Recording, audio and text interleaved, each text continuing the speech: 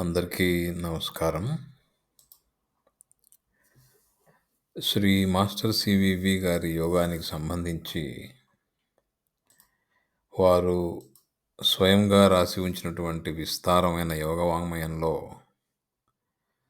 భౌతిక దేహ వ్యవస్థలో మనకి కనిపించనటువంటి సూక్ష్మ వ్యవస్థ అయినటువంటి నాడీ వ్యవస్థలో జరగవలసినటువంటి పరిణామం గురించినటువంటి సూచనలని వారు రాసి ఉంచిన వాటిలో మనం చూడొచ్చు. అంటే భౌతిక దేహ పరిణామం అనేదే కాకుండా భౌతిక దేహంలో భాగంగా ఉన్నటువంటి సూక్ష్మమైనటువంటి నాడీ వ్యవస్థ కూడా పరిణామం చెందాలి. మన కంటికి కానీ లేకపోతే మనం తయారు చేసుకున్నటువంటి యంత్రాలకు కానీ కనిపించేటువంటి భౌతిక దేహ భాగాల యొక్క పరిణామం ఎవల్యూషన్ అందరి మానవులకి ఒకే రకంగా ఉంటుంది. ఇందులో వ్యక్తుల మధ్య తేడా ఏమీ ఉండదు. శ్రీ మాస్టర్ సివివి గారి దేహం కూడా ఇతర మానవుల దేహాల వల్లే సృష్టించబడిందనేది వారు రాసి ఉంచారు. ఒక కంటి కటకంలో ఉన్న వ్యత్యాసం తప్ప వారి మిగతా దేహ నిర్మాణం అంతా కూడా మాతృగర్భం నుంచి అందరి దేహాల మాదిరిగానే జరిగింది. అయితే సైన్సు గుర్తించలేనటువంటి ప్రాణశక్తి ప్రసరించే ఈ నాడీ వ్యవస్థ మటుకు వారిలో సంపూర్ణంగా ఏర్పడి ఉంటుందని మనం తెలుసుకోవచ్చు. సాధారణ మానవుల్లో ఈ నాడీ వ్యవస్థ పూర్తిగా ఏర్పడి ఉండదు. ఇది ఒక వ్యక్తి వికాస ప్రక్రియగా పరిణామంలో భాగంగా ఆ వ్యక్తి యొక్క ఆలోచన నాణ్యత మీద ఈ నాడీ వ్యవస్థ పూర్తిగా ఏర్పడటం అనేది ఉంటుంది.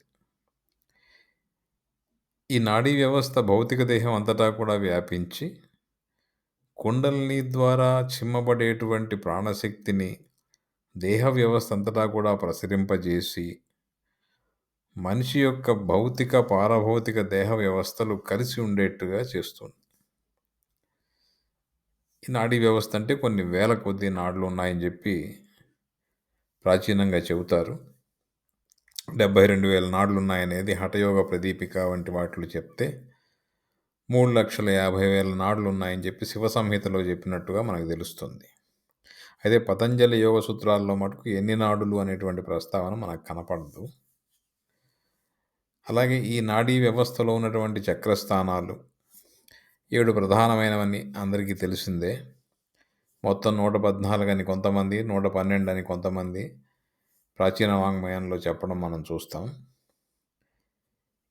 ఈ నాడీ వ్యవస్థలో ప్రాణశక్తి యొక్క ప్రసరణ గురించినటువంటి ప్రస్తావన ప్రాచీన యోగ శాస్త్రాల్లో కూడా ఉన్నా కూడా అసలు ఈ నాడులు ఎలా ఏర్పడతాయి, ఆ నాడుల్లో ఉన్నటువంటి చక్రస్థానాలు, కొన్ని సెంటర్స్ అనేవి ఎలా ఏర్పడతాయి అనేటువంటి విధి విధానాల గురించి ప్రాచీన సాహిత్యంలో మనకి అటువంటి వివరాలు ఏం కూడా దొరకవు.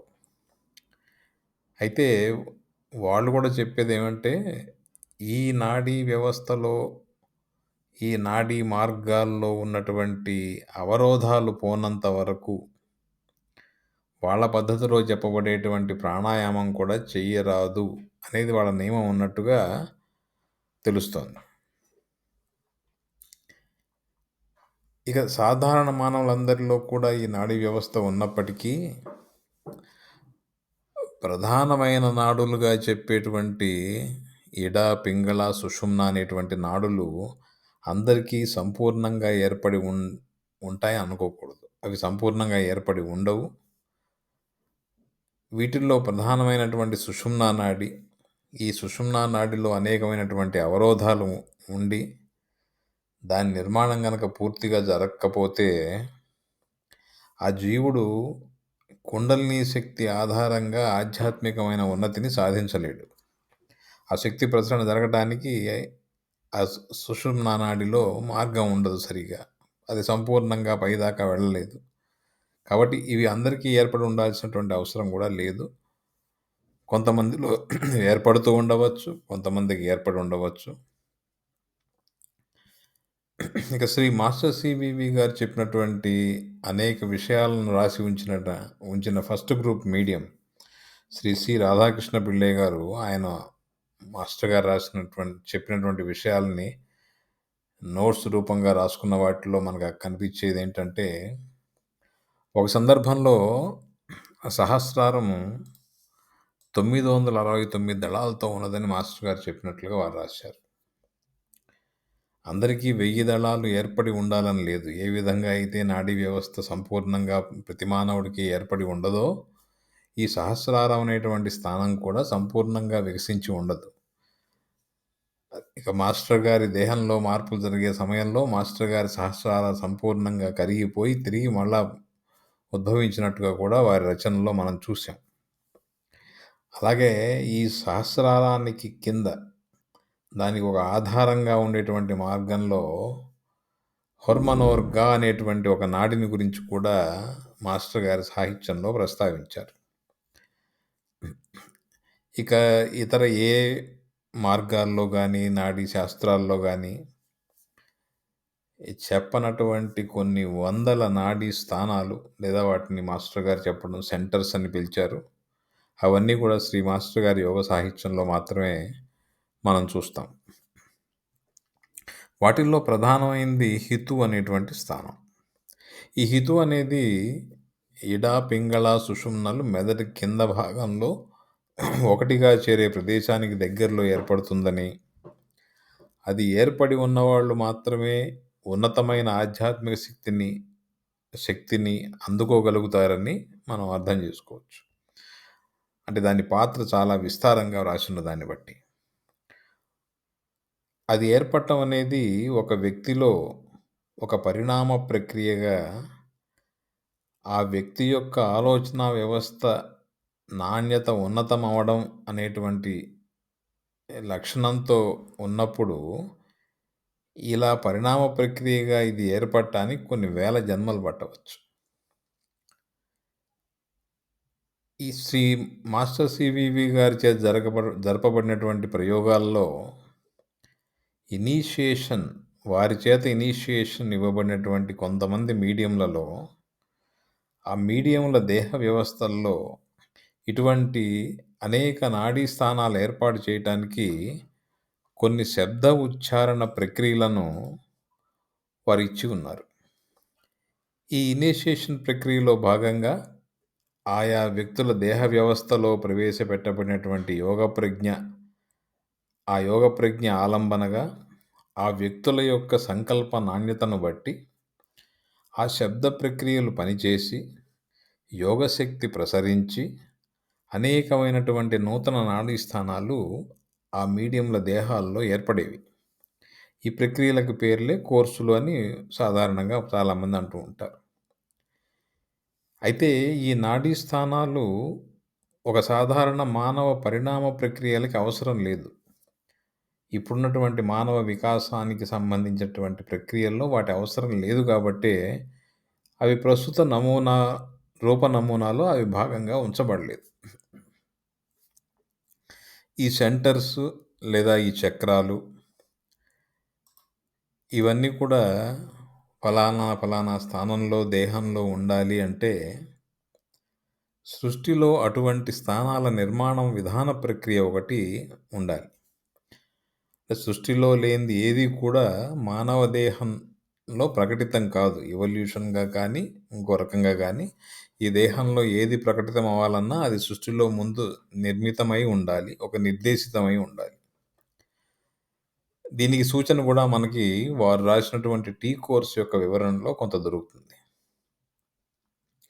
సృష్ట్యాది స్థితిలో సృష్టి యొక్క నిర్మాణ విధానంలో ఏ స్థితులైతే ఏర్పడి ఉన్నాయో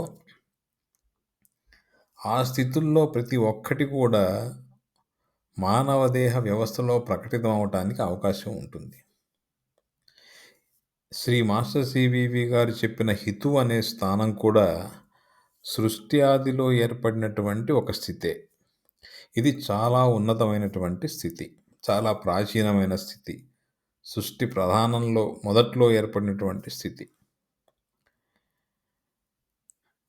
దానికి ఆ స్థితికి ప్రతినిధి ప్రతినిధిగా ఒక ప్రతినిధిత్వ స్థానంగా మానవ నాడీ వ్యవస్థలో కూడా అది ఏర్పడుతుంది.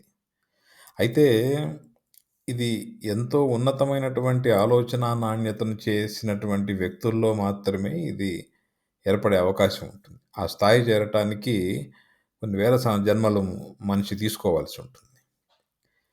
ఇక మాస్టర్ గారి దగ్గరికి చేరటానికి వచ్చినటువంటి మీడియంలలో అట్లాంటి హితువు ఏర్పడి ఉన్నవాళ్ళైతే చాలా ఉన్నత స్థాయి ప్రయోగాలకు వారు ఉపయోగపడతారు కాబట్టి అది పరిశీలించి వారు తీసుకున్నారు. అనేక మంది మీడియంలలో ఈ హితువు ఏర్పడలేదని కూడా మాస్టర్ గారు చెప్పారు. అయితే తదనంతర కాలంలో ఆ మీడియంలు తమ ఆలోచన నాణ్యతతో తమ నడవడికని ఉన్నతంగా చేసుకోవటం వల్ల చాలా గొప్పవాళ్ళుగా మనందరి చేత కీర్తించబడుతున్నారు. అంటే వ్యక్తుల పేర్లు అనవసరం. ఇంతటి కంటే కూడా ఉన్నతమైన సంక్లిష్టమైనటువంటి సృష్ట్యాది స్థితి అయినటువంటి బ్రిక్త అనేటువంటి స్థితి కూడా కేవలం ఒక మాస్టర్ సివివి గారి దేహ వ్యవస్థలో మాత్రమే అది ఏర్పడింది. ఇలా వివిధ రకాలైనటువంటి నాడీ స్థానాలు శ్రీ మాస్టర్ సివివి గారు స్వయంగా చేయించినటువంటి యోగ సాధన ద్వారా కొంతమంది మీడియంలలో ఏర్పరచబడ్డాయి.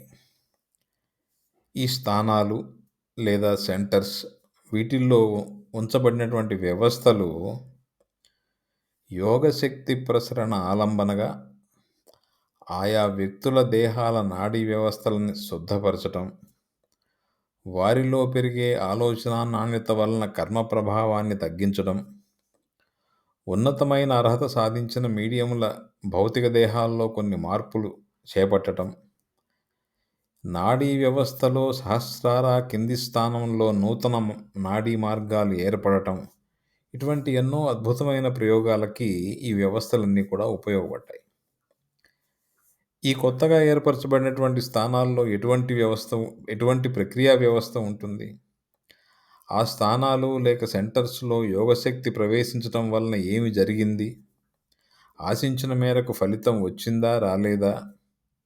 అనేది గమనించటం ఏ ఒక్క మీడియం కూడా తనకు తానుగా చేయటం కుదరదు. శ్రీ మాస్టర్ సివివి గారు గానీ, లేక వారి చేత నియమించబడిన వారు గానీ మాత్రమే అది చేసేవాళ్ళు. ఈ కాలంలో దాని అవసరము లేదు, ఆ ప్రయోజనము లేదు, ఆ విధంగా ప్రక్రియ జరగదు.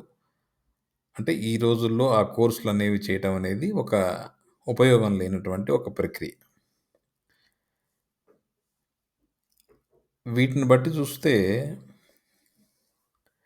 మానవుడి యొక్క భౌతిక దేహానికి పరిణామంగా ముందుకు తీసుకువెళ్ళటం అనేటువంటి ఒక ప్రక్రియే కాకుండా మానవ దేహ వ్యవస్థలో సూక్ష్మంగా ఉండేటువంటి నాడీ వ్యవస్థని విస్తృతపరిచి తద్వారా దానికి కూడా పరిణామ వేగాన్ని సాధించి ఆ వ్యవస్థ ద్వారా భౌతిక దేహాన్ని మార్పులు చేసే ప్రక్రియల యొక్క ప్రయోగమే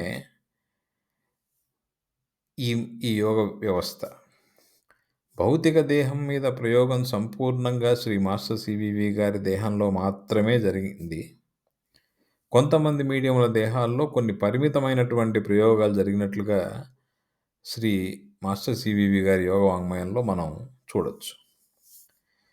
ఈ మొత్తం సమాచారంలో మనం ముఖ్యంగా గమనించుకోగలిగింది ఏమిటంటే, ఎంతటి ఉన్నతమైన ప్రజ్ఞ ఒక వ్యక్తి దేహంలో ప్రవేశపెట్టబడినప్పటికీ, ఆ వ్యక్తి ఆలోచనా వ్యవస్థ గనక ఉన్నత నాణ్యతను కలిగి ఉండకపోతే, ఆ ప్రజ్ఞ వృధా అవటమే కానీ ఆధ్యాత్మికమైనటువంటి ఎటువంటి ప్రయోజనం కూడా ఉండదు. చాలామంది మీడియంలు అలా వారికి ఇవ్వబడిన అవకాశాన్ని ఉపయోగించుకోకుండా వెళ్ళిపోయారు. లేదా వారి సమయాన్ని వృధా చేసుకున్నారు. 751 మంది మీడియంస్‌లో చివరికి 150, 160 మంది మీడియంలే ఉన్నారు. మిగతా వారు చాలామంది వదిలేశారు. ఇంతటి పరిణామ ప్రక్రియకు సంబంధించిన వివరాలని, ఎంతో సంక్లిష్టమైన విషయాలని కూడా